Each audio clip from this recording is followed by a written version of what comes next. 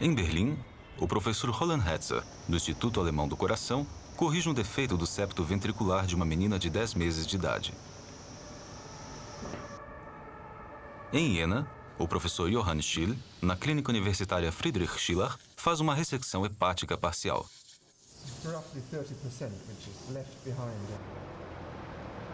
Em Londres, Peter Earnshaw, membro da faculdade real que atende nos hospitais Guy's e St. Thomas, faz uma substituição total do joelho.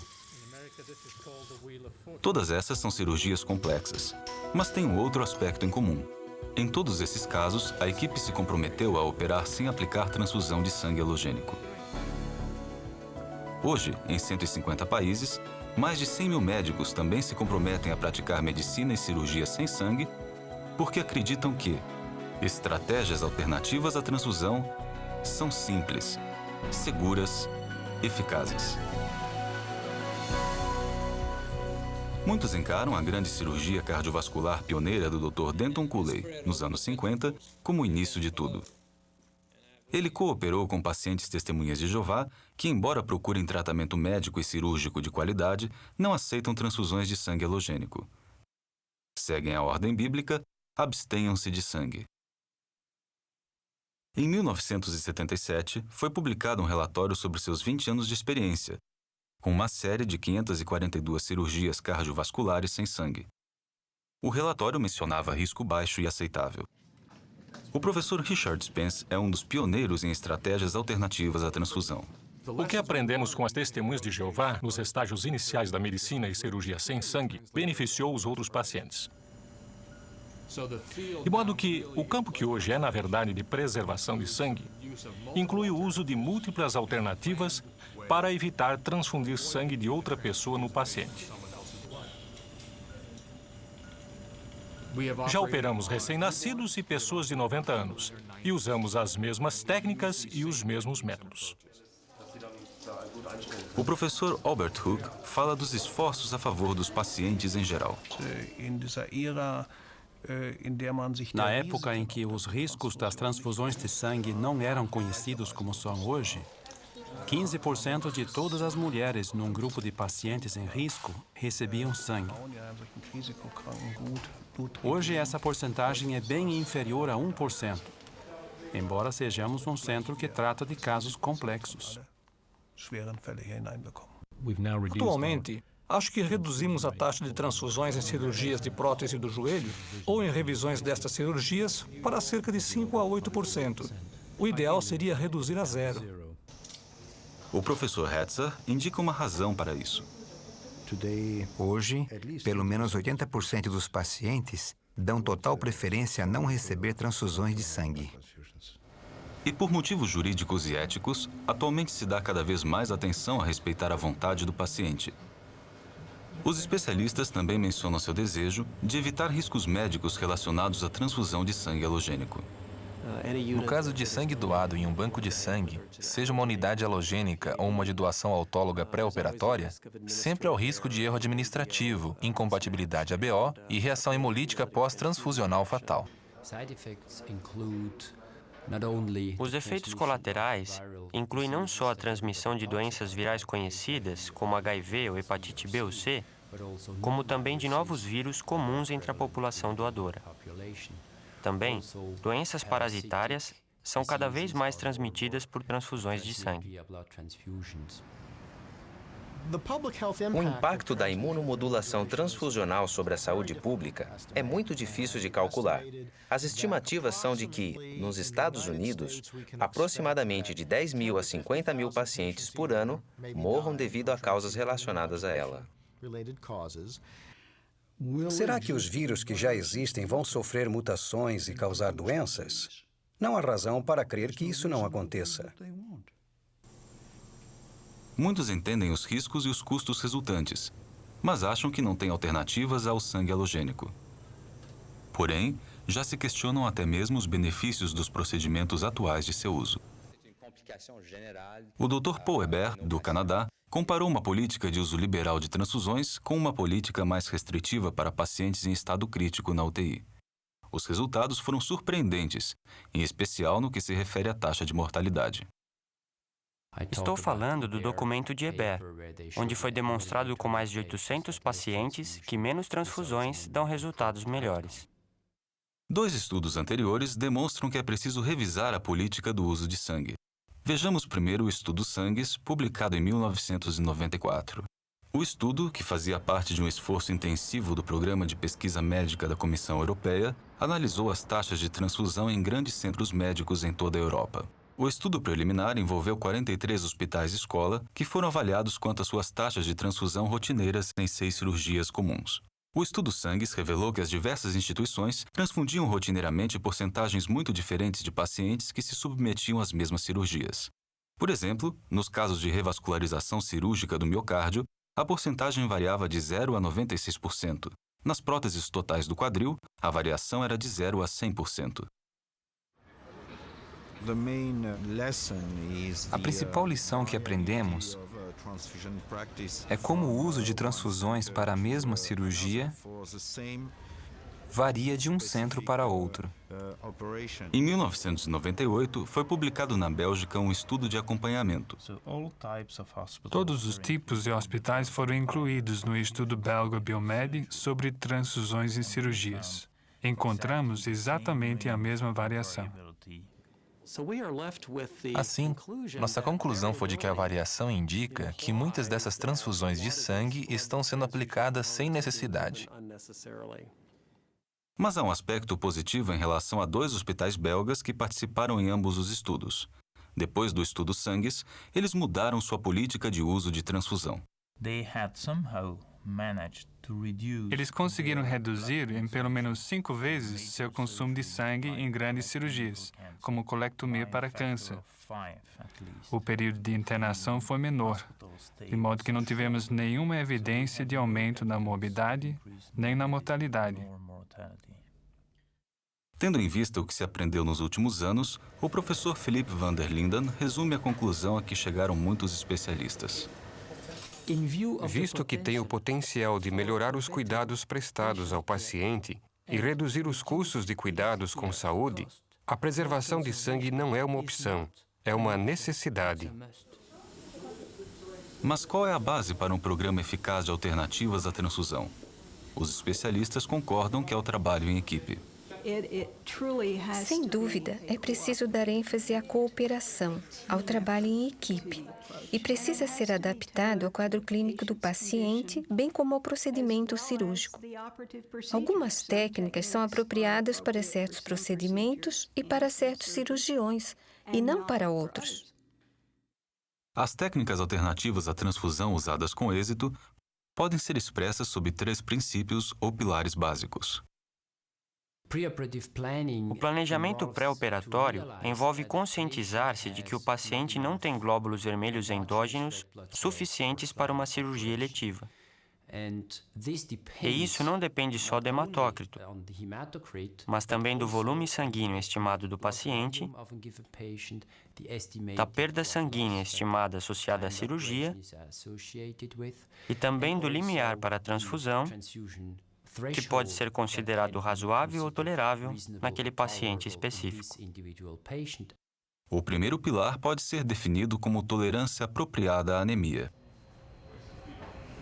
Isso envolve reavaliar a política padrão de tratamento da anemia. Alguns ainda estabelecem como limiar para a transfusão um hematócrito de 30% ou um nível de hemoglobina de 10 gramas por decilitro para todos os pacientes. Esses valores baseiam-se em um artigo de Adams e Lande, publicado em 1942. Estou totalmente convencido de que não há razão para acreditarmos que 10 gramas seja um número mágico. Nossa experiência com testemunhas de Jeová demonstrou, primeiro de tudo, que não precisamos dos níveis de hemoglobina que antes achávamos essenciais. Não deveria haver nenhuma regra rígida. Dependendo do paciente, se necessário, pode-se anestesiá-lo para alguns procedimentos, mesmo que seus níveis sejam 2 ou 3 gramas. Todos os médicos experientes destacam a importância de manter a normovolemia simplesmente com reposição de volume. Com o volume adequado, o consumo de oxigênio é mantido numa gama maior de níveis de hemoglobina. Segundo o professor van der Linden, os dois principais mecanismos responsáveis pela manutenção da oxigenação apropriada dos tecidos são o aumento do débito cardíaco e o aumento da extração de oxigênio pelos tecidos. No índice de valores de hematócrito ilustrados, a quantidade de oxigênio extraída dos glóbulos vermelhos de uma pessoa não anêmica é praticamente a mesma daquela retirada de menos glóbulos vermelhos na anemia aguda normovolêmica. O primeiro mecanismo resulta do decréscimo de viscosidade do sangue e da estimulação simpática. O segundo resulta da redistribuição do fluxo sanguíneo para áreas de alta demanda metabólica e da melhoria da microcirculação. Estou realmente convencido de que, se entendermos melhor o mecanismo que permite a manutenção da oxigenação adequada dos tecidos durante a anemia aguda normovolêmica, será possível diminuir o risco de transfusão de sangue. O que a experiência com esse único princípio tem revelado? Reduzir pela metade nossa taxa de transfusões, simplesmente dizendo, poderíamos baixar nosso limiar de 10 para 8 e controlar um pouco mais as decisões? Isso foi bem fácil, não custou nada. Sabemos que podemos permitir que pacientes se equilibrem em níveis relativamente baixos de hemoglobina, sem transfusões de sangue. Obviamente, é importante ter um planejamento definido, em especial se o paciente, por motivos religiosos ou outros, recusa o sangue halogênico. O planejamento pré-operatório exige uma cuidadosa avaliação clínica dos riscos de hemorragia e exames laboratoriais detalhados, incluindo os parâmetros hematológicos padrão. Com base na condição física do paciente, podem-se incluir outros exames, como o coagulograma e exames de fatores específicos que contribuiriam para a anemia. Depois, é preciso calcular a zona de segurança ou a perda tolerável de glóbulos vermelhos para aquele paciente durante todo o perioperatório. Usando como exemplo a prótese de articulações, o professor Earnshaw explica seu enfoque da seguinte maneira. Com altura, peso e sexo, hemoglobina, hematócrito inicial, dá para calcular imediatamente o volume sanguíneo. Depois, qualquer um que tenha feito uma meia dúzia de próteses de articulações pode, usando sua experiência pessoal, analisar esses casos e determinar a perda típica. O que você precisa saber é qual será a perda para aquele procedimento específico. A única outra coisa que você precisa saber é quanto ele pode tolerar, ou até que ponto podemos permitir que a hemoglobina desse paciente baixe. E se a perda prevista de GVs é maior do que o tolerável? Pode-se aumentar a perda sanguínea tolerada pelo paciente simplesmente baixando o limiar para transfusão. Ou pode-se aumentar a perda sanguínea permissível, elevando o hematócrito inicial do paciente, fazendo, portanto, com que ele vá para a mesa cirúrgica com uma massa eritrocitária maior. Várias dessas técnicas preventivas podem ser agrupadas sob o segundo pilar: otimizar a massa eritrocitária. Podemos aumentar a massa em circulação de glóbulos vermelhos do paciente antes da cirurgia. E pode-se conseguir isso com substâncias bem baratas, os hematínicos como ferro, ácido fólico, vitamina B12. Em alguns casos, pode-se usar eritropoetina recombinante, ou EPO, em conjunto com a terapia de ferro para tratar de anemia ou aumentar o hematócrito pré-cirúrgico para uma faixa de 45% a 50%. Normalmente, inicia-se o tratamento com EPO 10 a 21 dias antes da cirurgia. A EPO, representada pelas partículas, aumenta a produção de glóbulos vermelhos porque afeta a sobrevivência, a diferenciação e o amadurecimento das células eritroides na medula óssea.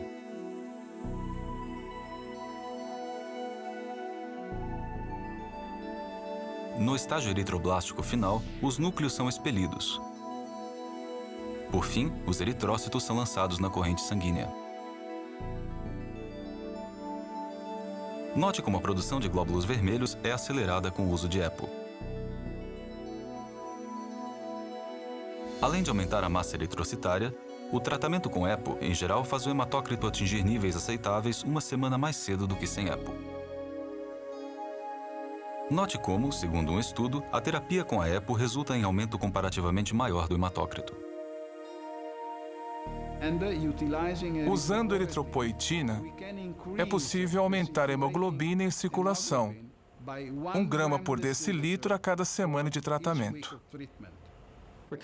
A terapia com eritropoetina humana recombinante também se mostrou eficaz como estratégia de preservação de sangue. Isso se deu, em especial, em procedimentos ortopédicos em pacientes anêmicos. E com isso quero dizer aqueles cuja hemoglobina inicial era de menos de 13, ou cujo hematócrito estava abaixo de 39%.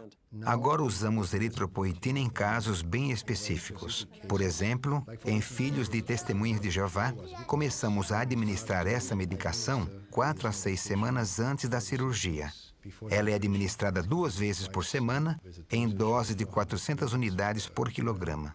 Se você combinar os dois princípios, quer dizer, aumentar o hematócrito pré-operatório e baixar o limiar para a transfusão de sangue halogênico, poderá permitir uma perda de sangue ainda maior, sem a necessidade de transfusão de sangue halogênico.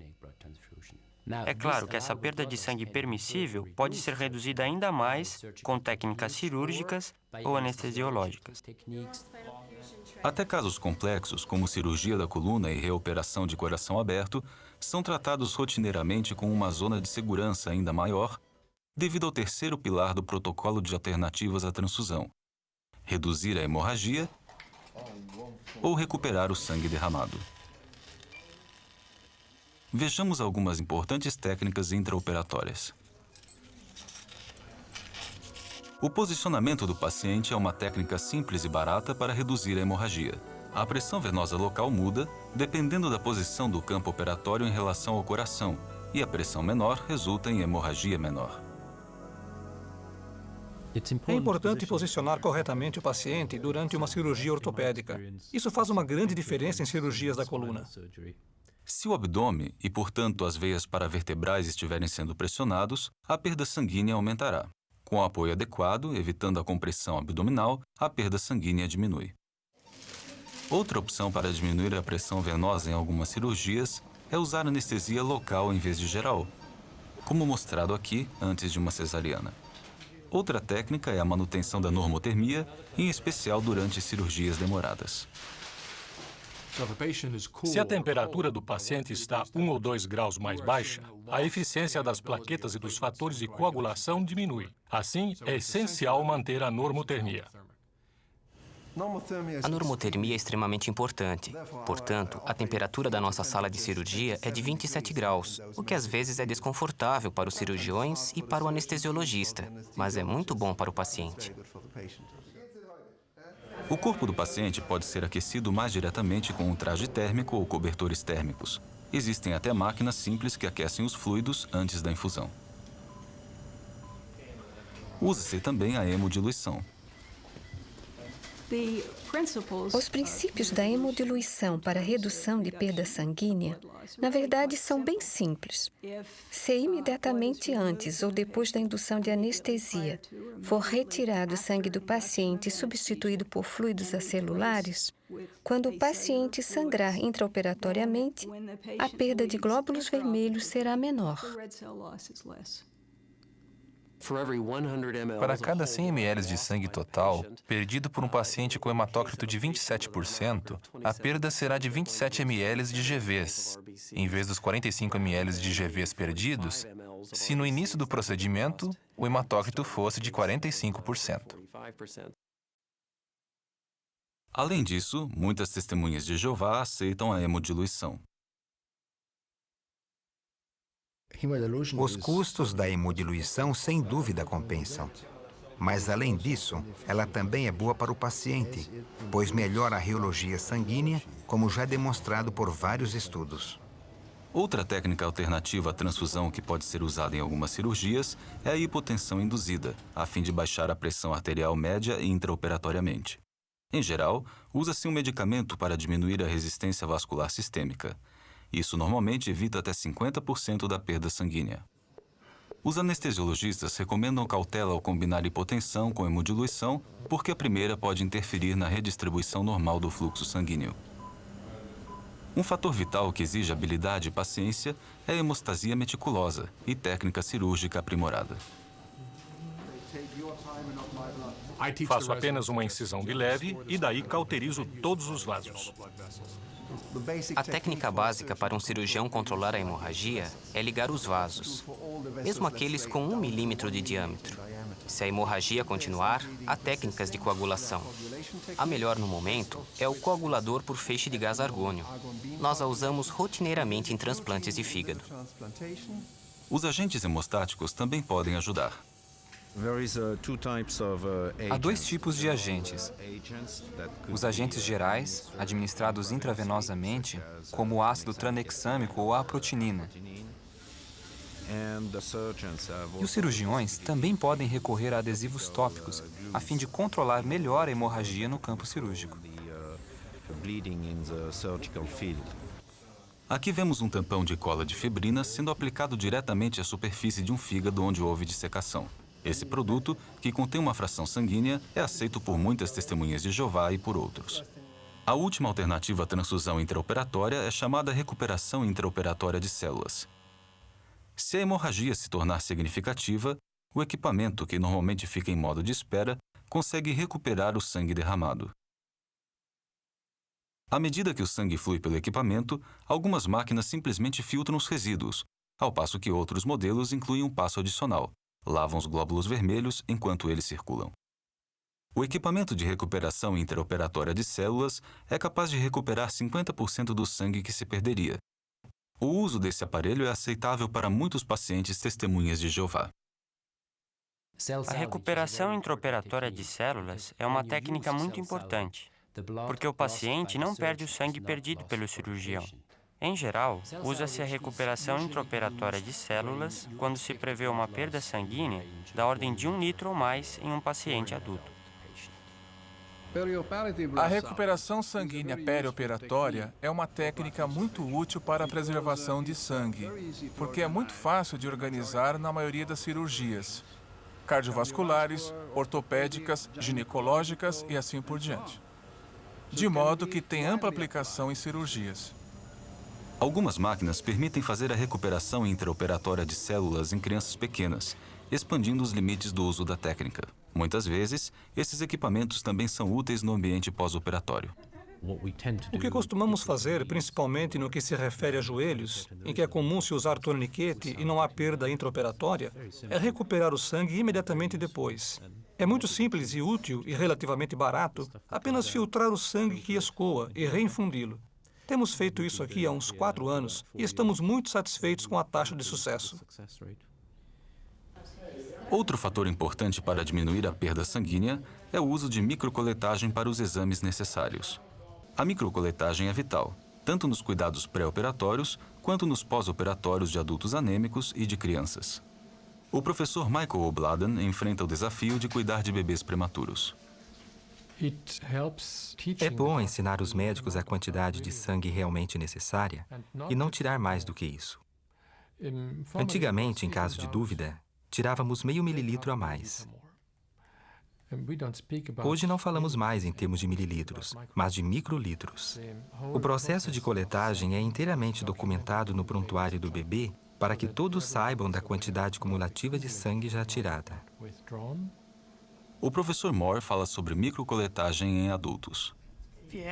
Se você somar as amostras de sangue, verá que é notável a quantidade tirada em uma semana na UTI. Assim, sem dúvida, com o uso de análise por tubo capilar, podemos reduzir notavelmente o número de cc's de sangue perdidos atualmente na coletagem. Com frequência, pergunta-se a médicos que defendem as estratégias alternativas à transfusão se essas podem ser aplicadas ao tratamento em casos de traumas ou emergências. Ao tratar de pacientes que sofreram trauma ou grandes perdas imprevistas de sangue, o principal é agir rapidamente. O primeiro procedimento deve ser estancar a hemorragia, seja por meio cirúrgico ou outro. O segundo é aplicar procedimentos como recuperação intraoperatória de células em circunstâncias específicas e recuperar o sangue do próprio paciente. O conceito anestesiológico é tolerar certo grau de pressão sanguínea relativamente baixa e ser um pouco restritivo quanto a infundir grandes quantidades de volume, principalmente antes de se conseguir um controle de fonte cirúrgica, ou seja, antes de os sangramentos cirúrgicos terem sido identificados e estancados. Eu acho que um dos grandes avanços na preservação de sangue em traumas é o conceito da chamada cirurgia do trauma. Quer dizer, depois de abrirmos o abdômen ou o tórax do paciente e notarmos que ele tem problemas de coagulação, nos concentramos nas hemorragias dos grandes vasos, controlamos a superfície sangrante com tamponamentos e fechamos o corpo do paciente temporariamente, permitindo que ele seja levado à unidade de terapia intensiva, onde se continua a ressuscitação e os esforços específicos para reverter os efeitos adversos sobre a coagulação, como a hipotermia. No tratamento de trauma, é muito importante reaquecer o paciente, porque na hipotermia avançada, a coagulação sanguínea não ocorre adequadamente e, portanto, a perda sanguínea é maior. O professor Moore menciona outros procedimentos eficazes. Quando o paciente é levado para a unidade de terapia intensiva, no caso de problemas mais complexos, acho então que o uso de eritropoetina se torna ainda mais crítico, especialmente em pacientes com trauma. No caso de pacientes que são testemunhas de Jeová, não hesitamos em administrar eritropoetina e ferro imediatamente depois de chegarem ao hospital. Às vezes, de fato, fazemos uma avaliação preventiva da radiologia intervencionista dos órgãos sólidos e embolizamos as artérias que não estão sangrando no momento, mas que correm o risco de sangrar mais tarde. Essa breve visão geral das estratégias deve ser apropriadamente encarada como um conceito abrangente. É correto dizer que existe uma lista de alternativas às transfusões, mas isso, na verdade, não chega ao X da questão, que é: devemos usar essas alternativas em combinações múltiplas, concentrando-nos no paciente. Nem todos precisam de todas as estratégias, e a eritropoetina é um bom exemplo disso. O Dr. Todd Rosengart publicou 2 grandes estudos sobre múltiplas modalidades de preservação do sangue em cirurgias de bypass coronariano sem transfusão halogênica. Quando analisamos 50 pacientes testemunhas e 100 pacientes da população em geral, descobrimos que o tempo de internação e o custo foram menores com o uso de nossa estratégia de preservação de sangue. Tudo indica que a medicina avançará muito neste novo milênio. Enquanto isso, acho que todos os médicos deveriam se interessar por estratégias de preservação de sangue, porque há evidência substancial de redução na morbidade, na mortalidade e nos custos, quando se usam essas estratégias. Usar uma quantidade menor de sangue transfundido pode indicar a qualidade do programa cirúrgico. Acho que a transfusão mais segura é a que não é aplicada. A preservação de sangue é um método muito simples. Torna as coisas bem fáceis, menos dispendiosas e com perspectivas melhores para o paciente. Acho que há coisas bem simples e baratas que se pode fazer e que poderiam ser utilizadas até nos hospitais menores. As alternativas à transfusão são seguras. E eu não as uso apenas para pacientes testemunhas de Jeová. Uso para todos os pacientes. As alternativas à transfusão são procedimentos de boa qualidade, abalizados e seguros para os pacientes.